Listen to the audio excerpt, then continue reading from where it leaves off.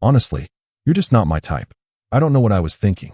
The words hung in the air like a grenade with the pin pulled. Her three friends, Francesca, Julia, and Bianca, sat frozen around our dining table, wine glasses suspended halfway to their lips. My wife Elena had just said that, out loud, at our dinner party. I'm 35. We'd been married for 6 years, together for 9. This was supposed to be a casual Friday night with her college friends visiting from Milan. I'm sorry, what? I set down the serving platter I'd been holding. Elena didn't even look at me. She was swirling her wine, staring into it like it held answers. I mean, look at you. You're so predictable. Safe. That's not what I wanted long term. Francesca cleared her throat. Elena, maybe this isn't. No, it's fine. Elena cut her off, finally meeting my eyes. Something cold lived there now. He should know. They should all know. I settled. The word, settled, hit different when you're standing in your own kitchen, holding a dish you'd spent 2 hours preparing because your wife mentioned her friends loved ossobuco. Thanks for including your friends in this decision, I said quietly. Really appreciate the group consultation. I walked to our bedroom, grabbed my overnight bag from the closet, and started filling it. My hands were steady. That was the weird part. No shaking, no tears, just this crystalline clarity. Elena appeared in the doorway. What are you doing? Leaving. Seems like that's what you want. I didn't say that. Don't be dramatic. I zipped the bag closed and turned to face her. You just told a room full of people I'm not good enough for you. That you settled. What exactly am I supposed to do with that information, Elena? God, see? This is what I mean. You can't even handle a little honesty without making it into a whole thing. A little honesty? I laughed, and it sounded wrong even to my own ears. You didn't share an opinion. You announced you've been faking this entire relationship. Her face shifted then, like she was realizing what she'd actually done. Wait, let's talk about this tomorrow when we're calmer. I'm completely calm. I picked up my bag. I'll be at Marco's. My lawyer will contact you Monday. Your lawyer? Are you insane? I walked past her, down the hallway where we'd hung photos from our honeymoon in Santorini, past the living room where her friends sat in mortified silence, and out the front door. The night air hit my face like cold water. Marco lived 20 minutes away in a high-rise downtown. He opened his door in pajama pants and a confused expression that shifted to concern when he saw my face. What happened? Can I crash here for a while? Always. Come in. He stepped aside. You look like you need whiskey. We sat on his balcony. The city lights spread below us like scattered diamonds. I told him everything. Every word. Every look.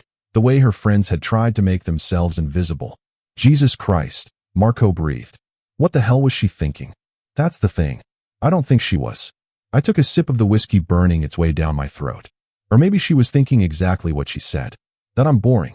Predictable. Not her type. You've been together 9 years. Apparently, 9 years of her lowering her standards. My phone buzzed. Elena. I declined the call. It buzzed again. Text message. Please come home. I didn't mean it like that. The girls are gone. We need to talk. I turned the phone face down. You really calling a lawyer? Marco asked. Monday morning. That fast. I looked at him. You don't come back from what she said, man. Even if she apologizes, even if she cries and swears she was drunk or stressed or whatever excuse she comes up with, I'll always know. Every time she looks at me, I'll wonder if she's thinking about how I'm not good enough. Marco nodded slowly. Yeah, I get that. My phone kept buzzing throughout the night. Calls, texts, then voice messages. I didn't listen to a single one. Monday morning, I walked into the office of Antonio Ricci, a divorce attorney Marco's brother had recommended. Antonio was in his 50s, sharp suit, sharper eyes. Tell me what happened, he said. I did. He took notes, asked questions, nodded at appropriate moments. Do you own property together? The house. It's in both names. We bought it 4 years ago. Children? No. That simplifies things. He leaned back in his chair. Based on what you've told me, we're looking at a straightforward division of assets.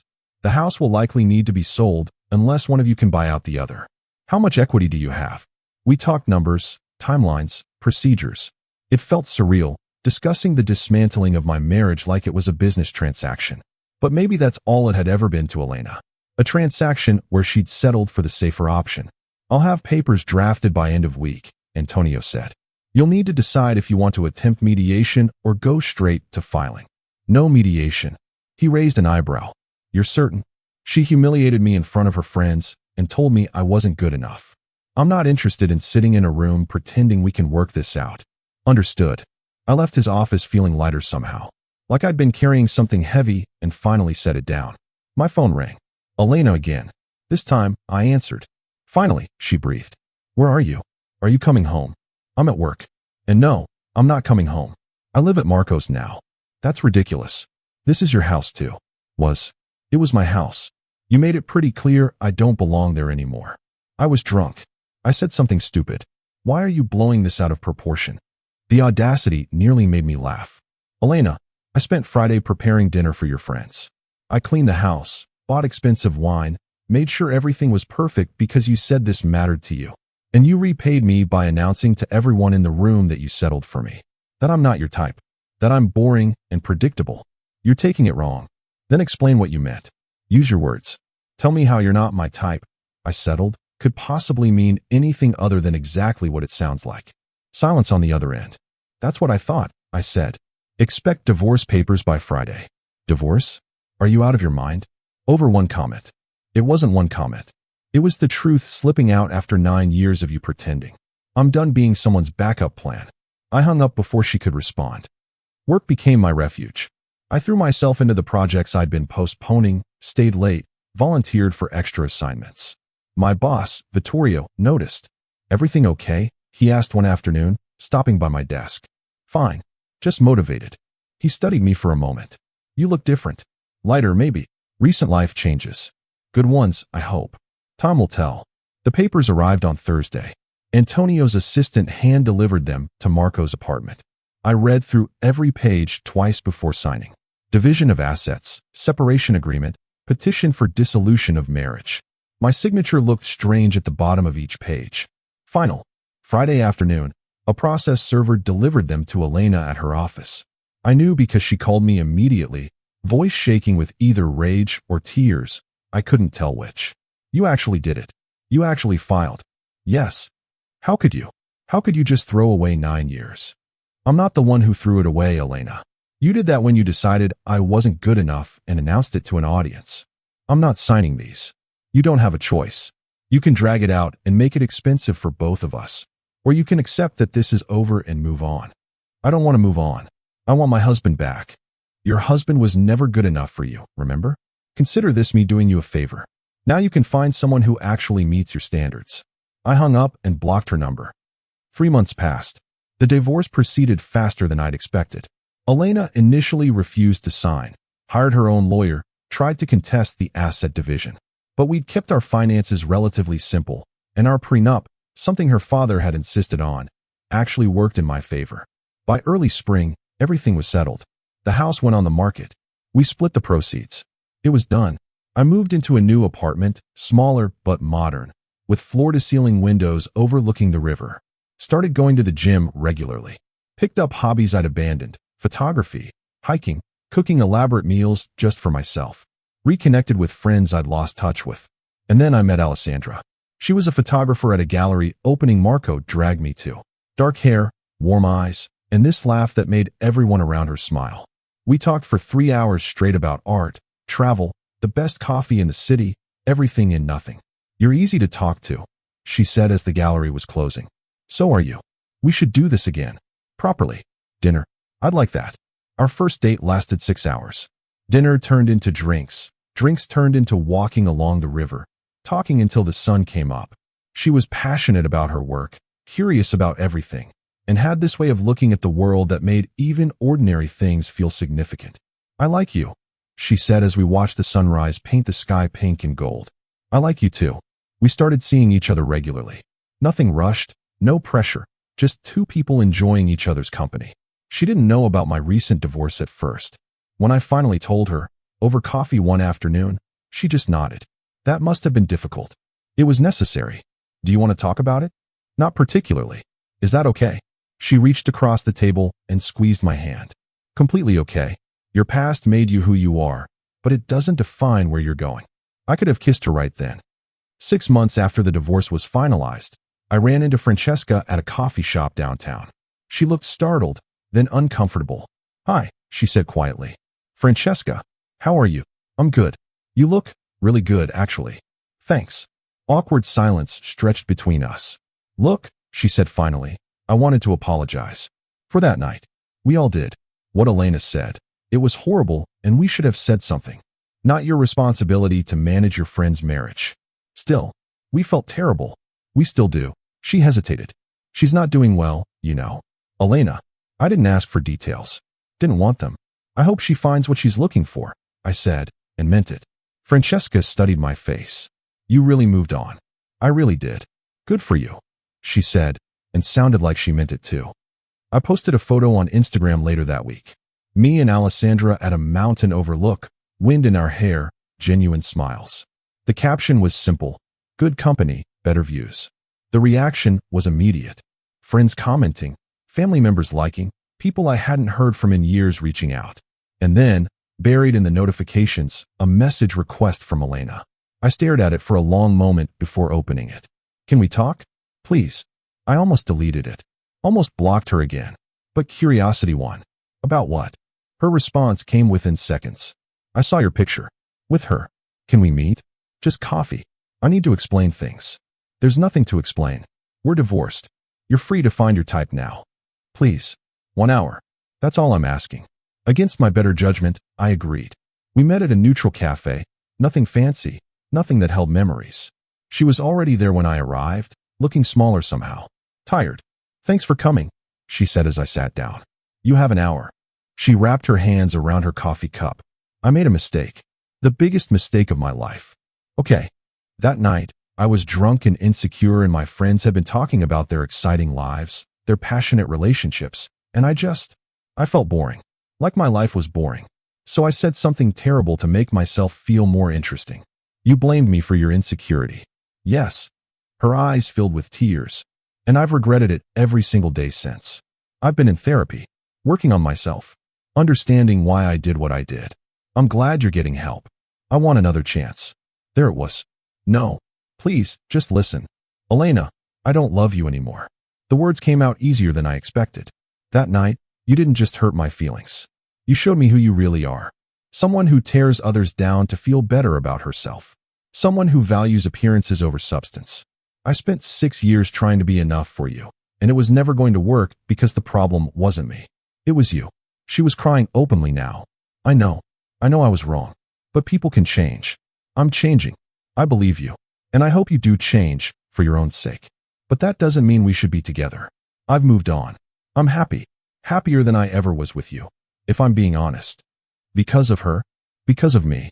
Alessandra is wonderful, but this isn't about her. It's about me finally realizing I deserve someone who doesn't think they settled. Elena's face crumpled. I never actually felt that way. I was just being cruel. Doesn't matter. You said it. You meant it enough to say it out loud, in front of witnesses, in our home. That's not something you do on a whim. So that's it. 9 years and you just walk away. You walked away first. I just made it official. I stood up. I hope you find what you're looking for, Elena. I really do. But you won't find it with me. I left her there, crying into her coffee, and felt nothing but relief. Alessandra was waiting when I got back to my apartment, working on her laptop at my kitchen table. She looked up when I walked in. How did it go? About how you'd expect. She closed her laptop. Want to talk about it? I pulled her close, breathed in the scent of her perfume. Not even a little bit. Want to order Thai food and watch terrible movies? That sounds perfect. And it was. Simple, easy, comfortable. Everything my marriage had never been. My phone buzzed later that evening.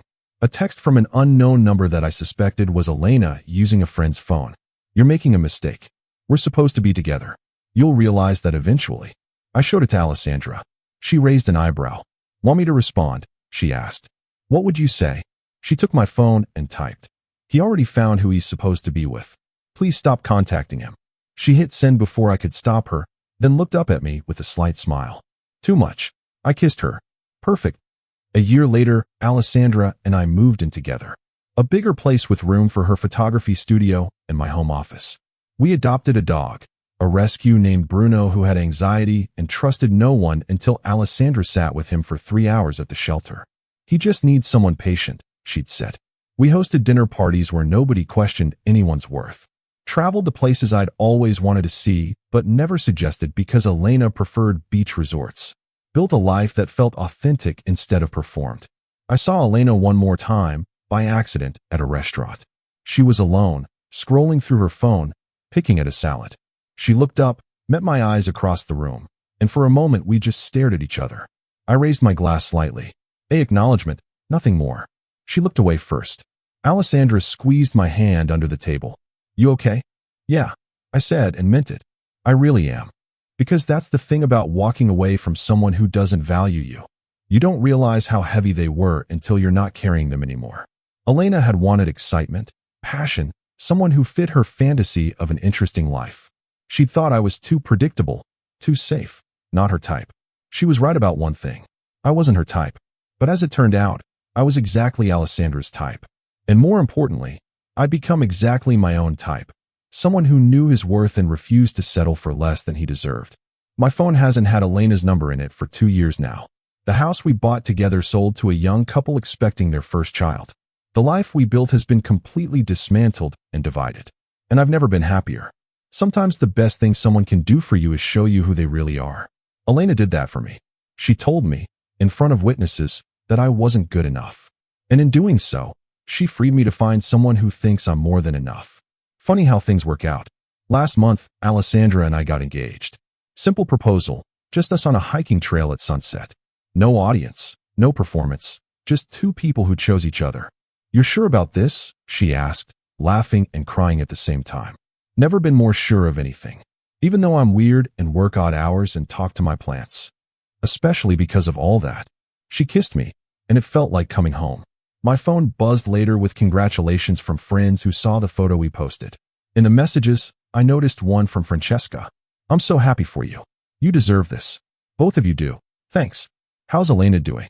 Dating someone new. Seems happy. Or at least, trying to be. Good. I hope it works out for her. And I meant it.